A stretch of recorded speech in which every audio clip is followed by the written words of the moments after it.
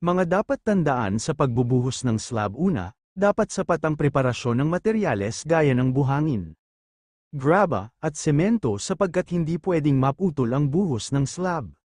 Ikalawa, siguraduhing maganda ang panahon at merong nakaabang na trapal kung sakaling umulan upang maihasan ang pagka-washout ng buhos. Ikatlo, dapat sapat ang mga tao kompormi sa lapad ng buhos kahit abutin ng gabi ay kayang ituloy-tuloy ang buhos.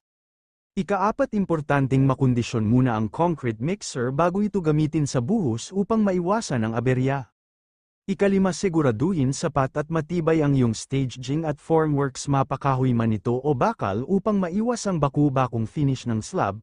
Ika-anim, ang pinakaimportante ay huwag tipirin ang steel bar at mixture ng iyong semento upang magkaroon kayo ng matibay na structural integrity sa darating pang mga taon. Salamat sa panunood, mag-subscribe at like para sa mga informative video sa channel ko.